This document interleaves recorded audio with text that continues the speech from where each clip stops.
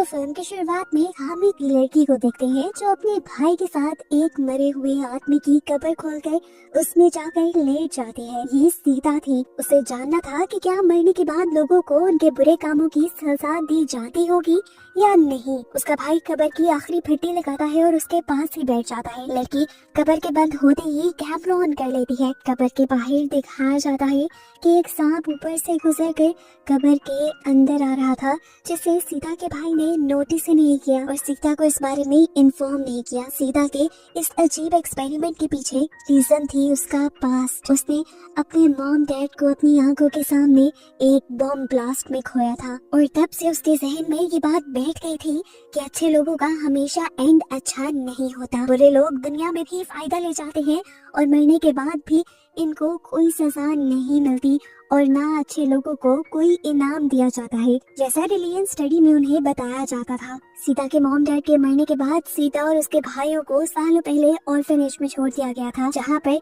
रिलियन teacher उसे बताती है कि बुरे इंसानों का अंजाम बुरा होता है, चाहे वो उन्हें मरने के बाद मिले। लेकिन सीता को इस चीज पर बिलीव नहीं था और अपनी टीचर को गलत साबित करने के लिए वो अपने भाई को लिए एक सुरंग में चली गई। इस सुरंग में सीता से पहले कोई नहीं गया था क्योंकि माना जाता था ये सुरंग भूतिया है और इसके अंदर जाते ही लोग गायब हो जाते हैं। अंदर वो अपने भाई आदिल के साथ गई थी और ज्यादा अंदर जाने पर उनको अंधेरे के अलावा कुछ नहीं मिलता और कुछ ज्यादा अजीब ये होता है कि और अंदर जाने पर आदिल और सीता एक दूसरे को देख पाना तो दूर, अब एक दूसरे की आवाज भी नहीं सुन पा रहे थे। सीता अपने भाई के लिए परेशान होकर आगे बढ़ती है तो उसे इसी टनल में एक बच्चा दिखाई देता है जो बहुत ज्यादा डरा हुआ था, सहमा हुआ था। ये असल में कोई बच्चा नहीं बल्कि उसकी सोल थी और जब उसने अपना नाम अजीब से अंदाज में सीता को बताया तो सीता डर गई। बच्चे ने अपना नाम इस्माइल बताया था, थोड़े भयानक अंदाज में, इसीलिए सीता डरकर डल से बाहर आ गई, जहाँ आकर उसने देखा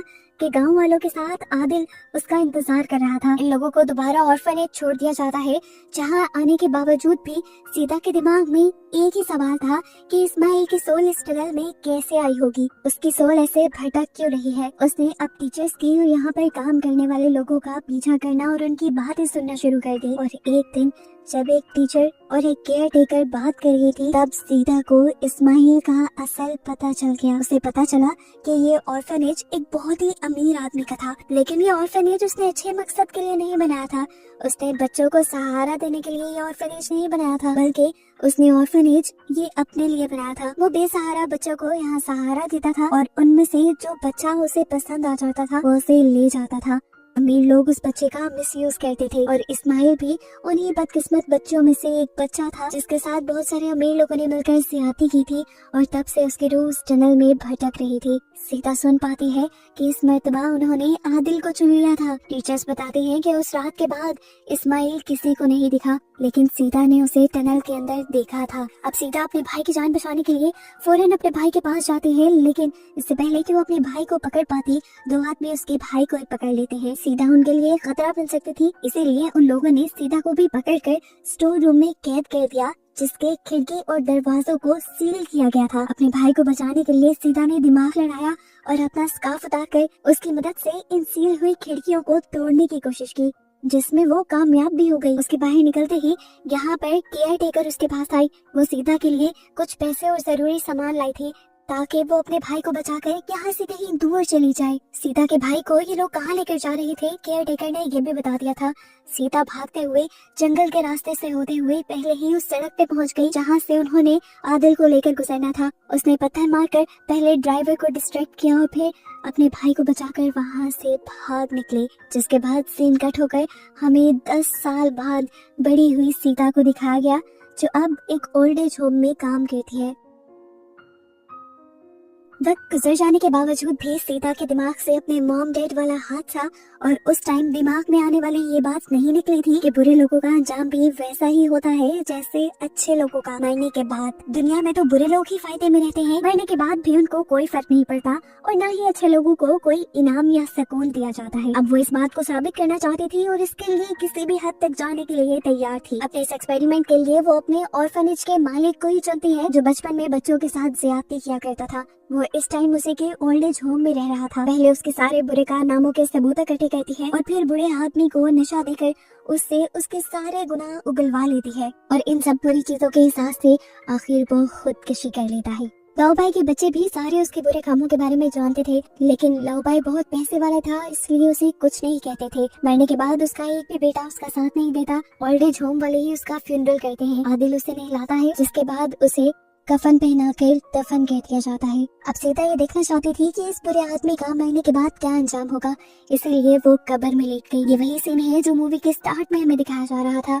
सीता ने कब्र में लेटने के बाद अपना मोबाइल ऑन कर दिया, जबकि आदिल ने आखिरी फट्टी लगाते हुए उसे कहा कि अगर कोई भी मसला हो तो तुम मुझे आवाज दे देना, और खुद करीब ही बैठ गया। कब्र के पास अब सांप आने लगा, जिसे आदिल ने कुछ देर बाद नोटिस कर लिया, इसलिए उसने फौरन सीता को कब्र से बाहर निकाल लिया। जितनी देर सीता कब्र में रही उतनी देर तक वहाँ पे कुछ एबनॉर्मल नहीं हुआ, यानी जो उसकी सोच थी वो सच साबित हो गई। मरने के बाद बुरे लोगों को कोई सजा नहीं दी जाती।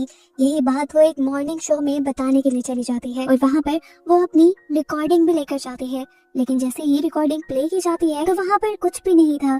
पता चला कि आदिल ने सब कुछ डिलीट कर दिया था और ऐसे सीता की बातों पर किसी ने एतबार नहीं किया। सीता चिल्लाई, रोई। उसने आदिल से पूछा, तुमने ऐसा क्यों किया? आदिल बताता है कि उसे सब करना ठीक नहीं लगा। इस तरह करने से बुरे लोगों को और शय मिल जाएगी और अच्छे लोगों की कोई कदर नहीं करेगा। वो सीता से कहता है, तुम भी कौन सा अच्छे हो? तुमने भी अपने अलावा किसी का नहीं सोचा। तुमने तो ओल्ड एज होम में ड्यूटी भी सही से नहीं की, जो तुम्हारा फर्ज था।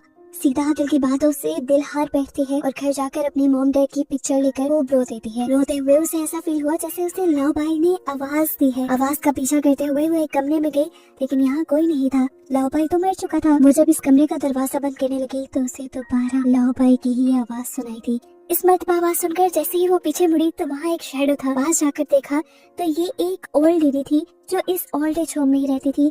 वो रो रही थी और उसने सीता को बताया कि उसका हस्बैंड उसे धोखा दे रहे हैं, जो उसके साथ यहीं पर रहते थे। उनके बताने पर सीता उनके साथ गई तो देखा एक नर्स के साथ उनके हस्बैंड टाइम स्पेंड कर रहे थे, कि देखकर वो खूब चिल्लाने लगी, यहाँ तक कि सारे ओल्ड एज होम वाले यहाँ पर इकट्ठे हो गए। वो औरत इस उम्र में ये सदमा बर्दाश्त नहीं कर पा रही थी। वो इस आदमी को मारना चाहती थी, लेकिन सीता ने उसे रोक दिया और यहाँ से ले गई। रात में जब ये बूढ़ी औरत लॉन्ड्री करने लगती है तो गलती से उसकी रिंग लॉन्ड्री मशीन में रह जाती है, जिसे वो निकालने के लिए जब अंदर गई तो गलती से उसी से बटन दब गया मशीन का और वो लॉन्ड्री में घूम घूम कर मर गई। जैसे ही सबने उसका शोर सुना तो आकर उसे बाहर निकाला, लेकिन तब तक देर हो चुकी थी। अपनी बीवी के मरने से उस आदमी को बहुत ज्यादा सदमा हुआ, क्योंकि अभी तो उसने अपनी वाइफ से माफी भी नहीं मांगी थी। इसी सदमे में वो रो रो कर पागल हो रहा था। सीता अब इस बुढ़े आदमी के लिए कुछ करना चाहती थी। आदिल की बातें उसके दिल पे लगी हुई थी, इसीलिए वो अपनी ही ओल्ड एज होम में रहने वाली एक शेमन के पास गई और उसने पूछा क्या वो आंटी की सोल को बुलाने के लिए कुछ कर सकती है। शेमन मान गई और यहाँ पर कुछ बुजुर्गों को लेकर एक गोल टेबल पे बैठ गई, जहाँ पर उन्होंने कुछ कैंडल्स भी जलाई थी। उनके पास एक बंदा कम था। उन्होंने सीता को यहाँ बैठने को कहा, लेकिन सीता को डर लग रहा था। लेकिन सीता के बगैर उनका रिचुअल पूरा भी ना होता। मजबूरन सीता को बैठना पड़ा। शेमन के रिचुअल करने से वो सोल शेमन के अंदर आ गई। शेमन अब उस आंटी की आवाज में बोलने लगी जो मरी थी। उसकी आवाज सुनते ही हस्बैंड उससे माफी मांगने की कोशिश करता है, लेकिन वो औरत कहती है, मैं तुम्हें ऐसे माफ नहीं करूंगी जब तक तुम उस औरत को ना मार दो जिसके साथ मिलकर तुमने मुझे धोखा दिया। ये सुनते ही सीता को कुछ गलत लगा। उसने फौरन शेमन से रिचुअल बंद करने को कहा, लेकिन तभी सारे बूढ़े लोग उसी आंटी की आवाज में बोलने लगे कि उस औरत को मार दो। सीता को खतरा फील हुआ तो वो यहाँ रिचुअल से उठ गई। उसने सारी कैंडल्स बुझा दी और पर्दे खोल दिए। ये रिचुअल उसने तोड़ दिया और फौरन उस नर्स की जान बचाने के लिए चली गई। अभी वो उस नर्स के पास पहुंची ही थी और उसे कुछ बताने ही वाली थी कि वो बूढ़ा आदमी इस नर्स को मारने के लिए इसके करीब आ गया। सीता ने उसे बचाने के लिए उसे एक कमरे में ले गए और दरवाजा बंद कर दिया, लेकिन यहाँ पर पहले से ही उनका रिचुअल वाला एक और साथी मौजूद था, जो उस औरत के पेट में स्टैब करते हुए उसे मार डालता है।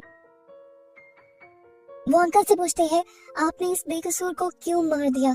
जिस पर अंकल जवाब देते हैं कि मैं मरने के बाद दुख नहीं चाहता। उस औरत ने मुझे इस लड़की को सजा देने को कहा था और मैंने दे दी। उसकी बातें सुनकर सीता को शक हुआ। सीता को लगा कि कहीं इन्होंने सीता का मॉर्निंग शो तो नहीं देख लिया, लेकिन सीता तो उस मॉर्निंग शो में कुछ साबित नहीं कर पाई थी कि मरे हुए लोगों को सजा मिलती भी है कि नहीं। उसने अब इंटरनेट पे सर्च किया तो उसे पता चला कि सीता के शो के बाद बहुत से लोग सीता से इम्प्रेस हुए और उन्होंने सीता का ही एक्सपेरिमेंट दोहराया और इस मर्तबा बहुत सी अजीबो गरीब चीजें लोगों के पास रिकॉर्ड हुई। जो लोग अच्छे नहीं थे उनकी कब्रों में से चीखने और पुकारने की आवाजें रिकॉर्ड हुई और कुछ कब्रों में सुकून मिला, जिसका मतलब था कि मरने के बाद सच में सजा दी जाती है। सीता को ये सब देखकर हैरानी हुई। उसने सोचा फिर लाओबाई के साथ वो सब क्यों नहीं हुआ था। ये सोचते हुए उसने जाकर फौरन लाओबाई की एक कब्र खोद दी और दोबारा अंदर जाने का फैसला किया।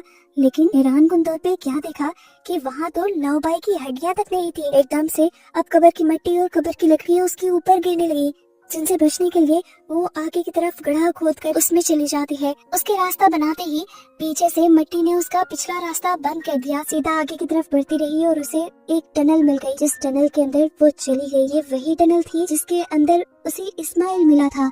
वो टनल यहाँ इस शहर में तो नहीं थी। सीता को लगा कि शायद ऑक्सीजन की कमी से उसे हेलुसिनेशंस हो रही है, लेकिन अगले ही पल उसे इस्माइल की पुरानी वाली आवाज आई, जिससे वो जान गई कि सच में ये उसी टनल के अंदर है। वो अब इस टनल में आगे आई तो सामने सीता का बचपन था। एक कांच के शीशे के बाहर उसके मॉम डैड खड़े थे जो उसके लिए हाथ हिला रहे थे। सीता उन्हें देखकर इमोशनल हो गई। उनको देखकर वो रोने लगी और अगले ही पल ये सारी चीजें गायब हो गई। टनल दोबारा से पहले जैसी हो गई, जिसमें वो आगे बढ़ने लगी और इस वक्त उसे लाओबाई के पछतावे की और चीखने चिल्लाने की आवाजें सुनाई दी। सीता को आगे जाने पर अपने ऑर्फनेज वाले बचपन के साथी भी मिले, जिनके आगे इस्माइल खड़ा था। सीता को लगा कि शायद ये सब उसका वहम है। उसे याद आया कि भूत होते तो हैं, लेकिन जब तक उन पे बिलीव ना करो तब तक वो नजर नहीं आते। वो आंखें बंद करके अपना माइंड बनाती है कि उसे यहाँ कुछ नहीं नजर आ रहा और जब वो आंखें खोलती है तो दोबारा उसके सामने ऑर्फनेज के बच्चे ही थे। अब इस्माइल उसके सामने आया और उसे डांटने लगा। वो बोला, उस दिन तुम मुझे छोड़ के क्यों चली गई थी? क्या तुम्हें समझ नहीं आई थी उस दिन